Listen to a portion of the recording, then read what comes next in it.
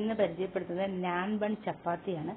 കൂടുതലായും ഇത് മൈദയിലാണ് ഉണ്ടാക്കിയെടുക്കുന്നത്. ഞാനിന്ന് ഗോതമ്പ് പൊടി ഒന്ന് ട്രൈ ചെയ്ത് നോക്കി, അതെങ്ങനെയാണെന്ന് നോക്കാം. അതിനായിട്ട് 2 ടേബിൾ സ്പൂൺ ചൂടുവെള്ളത്തിൽ 1 ടേബിൾ സ്പൂൺ പഞ്ചസാര, 1 ടേബിൾ സ്പൂൺ ഈസ്റ്റ് ഇട്ട് നല്ലോണം മിക്സാക്കി 10 മിനിറ്റ് ഇത് പൊങ്ങി വരാൻ മാറ്റി വെക്കാം. അതിനുശേഷം ഒരു ബൗളിൽ ഒരു മുട്ട എടുത്ത് ബീറ്റ് ചെയ്ത് 2 കപ്പ് ഗോതമ്പ് പൊടിയിലോട്ട് ആ മുട്ട ഒഴിക്കുക. അതിനുശേഷം 1 ടേബിൾ സ്പൂൺ ഉപ്പ്, 1 ടേബിൾ സ്പൂൺ പാൽപ്പൊടി, 1/2 ടേബിൾ സ്പൂൺ ബേക്കിംഗ് സോഡ, പിന്നെ നമ്മൾ മാറ്റി വെച്ച ഈസ്റ്റ്, ഇതെല്ലാം കൂടി ഇട്ട് നല്ലതുപോലെ ഒന്ന് കുഴയ്ക്കുക.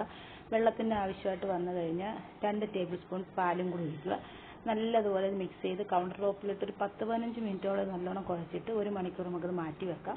അതിനുശേഷം നമുക്ക് ചെറിയ ചെറിയ ചപ്പാത്തിയുടെ ഉരുളകളായിട്ടെടുത്ത് ചപ്പാത്തി പരത്തുന്നത് പോലെ പരത്തി നമുക്ക് ഒരു ഫ്രൈ പാനിനകത്തോട്ട് ചുട്ടെടുക്കുക. എണ്ണ തടവേണ്ട കാര്യമില്ല. ചുട്ടെടുത്ത് നമ്മുടെ ആവശ്യാനുസരണം ചുട്ടതിന് ശേഷം ഒരു പാത്രത്തിലോട്ട് മാറ്റി വെക്കുക. ഏറ്റവും നല്ല കോമ്പിനേഷൻ ഇതിന് ഐസ്ക്രീമും തേനുമാണ്. എല്ലാവരും ഒന്ന് ട്രൈ ചെയ്ത് നോക്കുക.